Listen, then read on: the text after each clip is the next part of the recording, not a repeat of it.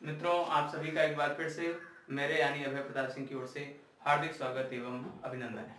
आज हम लोग जीएस के अंतर्गत विज्ञान जो पूछा जाता है उसकी कड़ी को आगे बढ़ाएंगे। अभी तक जो विज्ञान के अंतर्गत हम लोग पढ़ रहे हैं उसमें भौतिक विज्ञान का मापन नामक भाग चल रहा था, तो हम उसी टॉपिक को आगे बढ़ाने वाले हैं। भौतिक विज्ञान, उसमें चल रहा है मापन, जिसके 3 भाग आ चुके थे। आज हम लोग इसको खत्म करेंगे और भाग 4 के रूप में पढ़ेंगे, आगे बढ़ेंगे। ठीक है ना? चलिए, आज हम लोग छोटे छोटे महत्वपूर्ण तथ्यों को लेकर अपनी धारणा को, अवधारणा को स्पष्ट करेंगे। तो कुछ महत्वपूर्ण बिंदु छूटे हुए हैं जो उनको हम लोग आज क्लियर करते हैं। एक शब्द है प्रकाश वर्ष, इसको कहा जाता है लाइट ईयर। लाइट ईयर से संबंधित 2-3 बिंदु महत्वपूर्ण हैं। पहला यह दूरी मापने का एक बड़ा मात्रक है। क्या मापने का? दूरी मापने का बड़ा मात्रक है। महत्वपूर्ण क्यों है प्रश्न? क्योंकि यहां है लिखा हुआ प्रकाश वर्ष। तो वर्ष से समझ में आता है ये समय जैसी कुछ बात करता है, तो दिमाग में आता है कि ये ऐसी चीज होगी जो समय का मापन करता है। नहीं, प्रकाश वर्ष किसका मापन करता है? दूरी का मापन करता है। ध्यान रखेंगे। दूसरी चीज, परिभाषा आती नहीं है लेकिन जानना चाहिए आपको। जानते रहेंगे तो परिभाषा याद रहेगी। प्रकाश वर्ष माने क्या? प्रकाश द्वारा निर्वात में एक वर्ष में चली गई दूरी, एक वर्ष में चली गई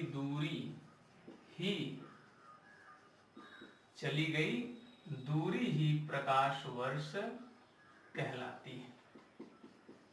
प्रकाश वर्ष कहलाती है। तो प्रकाश वर्ष माने क्या? प्रकाश द्वारा एक वर्ष में, निर्वात में एक वर्ष में चली गई दूरी ही क्या कहलाती है? प्रकाश वर्ष कहलाती है ना? सी कभी कभी पूछता है, जैसे जो कल वीडियो देखे होंगे उसमें था कि 1 एंगस्ट्रॉम में कितने मीटर। तो कल की चर्चा अगर आपको ध्यान हो तो 10⁻⁻10 बताया गया था। तो ऐसे ही एक प्रकाश वर्ष में कितने मीटर? तो 9.46 गुणित 10⁻15 मीटर। ये 3 महत्वपूर्ण बिंदु थे प्रकाश वर्ष को लेकर, ध्यान रखेंगे। अच्छा, एक बात और भी है, जो भी वीडियो देखिए, मापन का हो, भाग 1 हो, भाग 2 हो, भाग 3, भाग 4 हो, गणित को लेकर बनाया गया हो, हिंदी को लेकर बनाया गया हो, जीएस को लेकर बनाया गया हो, सभी वीडियो जो भी आप देखें पूरा देखा करिए। समग्रता से देखेंगे तो फायदा मिलेगा। मुझे आंकड़ों से पता चलता है कि आप पूरा वीडियो नहीं देखते हैं। पूरा वीडियो देखा करिए, फायदा मिलेगा। तो प्रकाश वर्ष में 3 बातें महत्वपूर्ण थी, वो आपने पढ़ लिया। अब कुछ सामान्य रूप से बिंदुवत हम लोग आगे बढ़ेंगे। ठीक है? मैं लिखता जा रहा हूं, फिर उसको समझा दूंगा। पारसिक दूरी मापने का सबसे बड़ा मात्रक है। सबसे बड़ा मात्रक है। तो पारसेक क्या होता है, चर्चा कर लेता हूं। पारसेक दूरी मापने का साधन है, दूरी मापने का सबसे बड़ा मात्रक है। कौन सी दूरियां नापते हैं, जैसे मान लीजिए ये पृथ्वी है और कहीं सूर्य होगा, तो जो खगोलीय दूरी होती है, खगोलीय दूरी माने जैसे एक आकाशीय पिंड है दूसरा आकाशीय पिंड है, तो दो आकाशीय पिंडों के बीच की दूरियां खगोलीय दूरियां कहलाती हैं। और खगोलीय दूरियां नापने के लिए हम लोग किसका इस्तेमाल करते हैं, पारसेक का। ये सबसे बड़ा मात्रक है। उसके बाद कौन आता है, प्रकाश वर्ष। ध्यान रखने वाली बात यह है कि अगर ऑप्शन में पारसेक और प्रकाश वर्ष है, ध्यान से सुनिएगा, अगर ऑप्शन में ये आया प्रश्न कि दूरी मापने का सबसे बड़ा मात्रक है, उसमें पारसेक है, प्रकाश वर्ष है, किलोमीटर है, कुछ इसी प्रकार से और भी है, चौथा ऑप्शन। अगर पारसेक है तो यह टिक होगा, अगर पारसेक नहीं है तब हम किसको मानेंगे, प्रकाश वर्ष को। ठीक है ना। जैसे मान लीजिए आपके पिताजी हैं, आपके बड़े भाई हैं और आप हैं, तो पिताजी हैं तो सबसे पहले आदर सम्मान पिताजी को, वो नहीं है तो आपके बड़े भाई को। तो पारसेक है तो ऑप्शन वही सही है, लेकिन नहीं है वो ऑप्शन, तो हमारा ऑप्शन सही होगा प्रकाश वर्ष। ठीक है, आगे बढ़ते हैं। अगला पॉइंट लिख रहा हूं, एक दोपहर से अगले दोपहर तक का समय, एक दोपहर से दूसरे दोपहर तक का समय माध्य सौर दिवस कहलाता है। माध्य सौर दिवस कहलाता है। तो माध्य सौर दिवस इसमें महत्वपूर्ण है। दिवस माने दिन हो गया है ना, लेकिन यहाँ का दिन 12 बजे से 12 बजे तक नहीं है, एक दोपहर से अगले दोपहर तक का समय कहलाता है माध्य सौर दिवस। होते तो इसमें 24 ही घंटे हैं, लेकिन महत्वपूर्ण बात यह है, एक माध्य सौर दिवस में पूछा जाता है कितने सेकंड होते हैं। घंटे तो 24 घंटे ही होते हैं, और सेकंड की बात करें 86,400 सेकंड होते हैं। ध्यान रखेंगे कितने सेकंड होते हैं, 86,400 सेकंड। ठीक है, चलिए इसको नोट कर लीजिएगा। मैं इसको थोड़ा सा हटा देता हूं, 3 पॉइंट हो गए अभी, हटाएं इसको। चलिए अब हम लोग आएंगे चौथे पॉइंट पर। चौथे पॉइंट पर कुछ महत्वपूर्ण रूपांतरण, वो जो जैसा लिखा जाएगा उसको इसी प्रकार से याद कर लेना है। ठीक है ना। चलिए पहला, कभी कभी प्रश्न पूछता है 1 कैलोरी में कितने जूल, तो सही उत्तर है 4.18 जूल, लेकिन कभी कभी कुछ ऑप्शन में, कुछ किताबों में 4.2 दिया रहता है। फिर से ये ज्यादा उचित है, ध्यान से समझिएगा, 4.18 ज्यादा उचित है और 4.2 उचित है। मतलब अगर दोनों हैं तो ये करेक्ट हो गया, अगर यह नहीं है तो यह करेक्ट माना जाएगा, ध्यान रखिएगा। चलिए एक दिन वैसे मैंने लिखवाया था, आज फिर लिखवा दे रहा हूं। एक अश्व शक्ति बराबर कितने वाट, सबसे फेवरेट प्रश्न है प्रतियोगी परीक्षाओं का, 746 वाट। ध्यान रखिएगा। ठीक है, अगला, 1 किलोवाट घंटा, किलोवाट घंटा उसको kWh कहते हैं, किलोवाट घंटा। इसी को कहा जाता है यूनिट। आपके यहाँ जो बिजली आती है जिसको यूनिट कहते हैं वही किलोवाट घंटा है। और उसमें 3.6 गुणित 10⁻6 जूल। ये ध्यान रखेंगे, ठीक है। ये हो गया आपका तीसरा पॉइंट।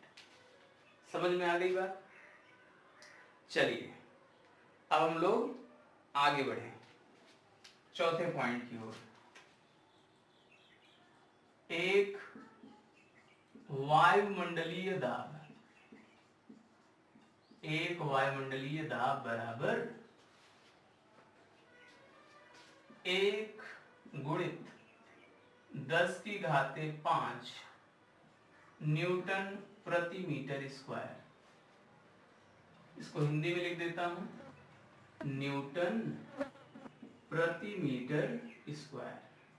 इसी को आप कह सकते हैं ऐसे, न्यूटन प्रति मीटर स्क्वायर। ध्यान रहेगी बात? चलिए और अंतिम लिखता हूं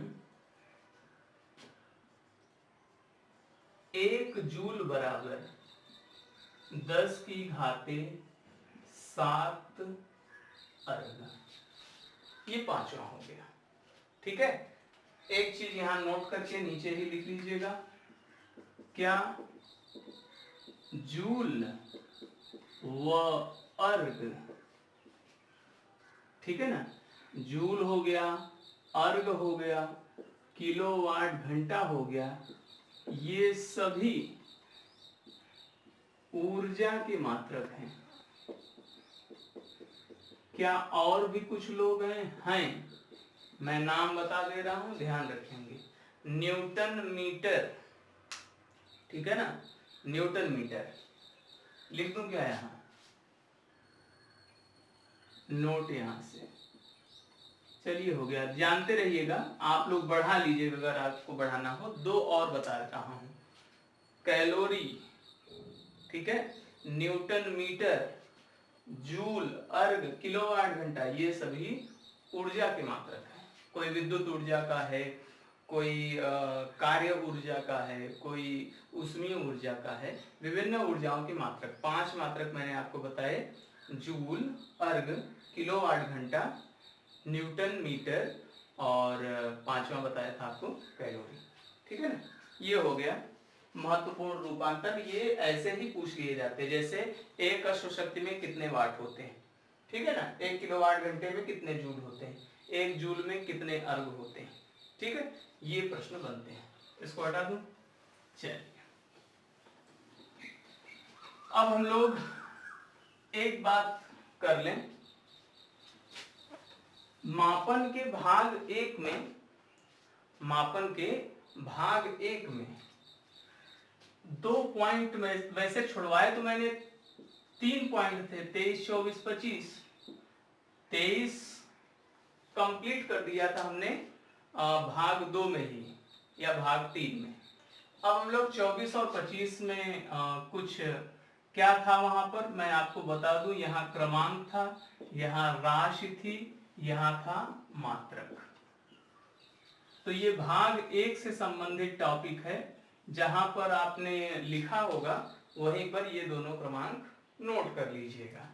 राशि में 24वें पर आप लोग लिखेंगे पृष्ठ तनाव, पृष्ठ तनाव, उसका मात्रक होता है न्यूटन प्रति मीटर। और 25वां होता है लेंस की क्षमता, लेंस की क्षमता का होता है डायोप्टर, ठीक है। उसको डी से प्रदर्शित करते हैं, इसको न्यूटन प्रति मीटर, ठीक है।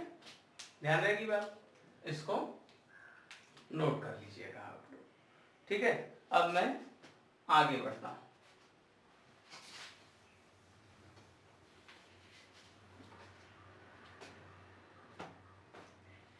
चलिए एक बात आपको यहां यह भी जान लेनी है मापन में ही, कि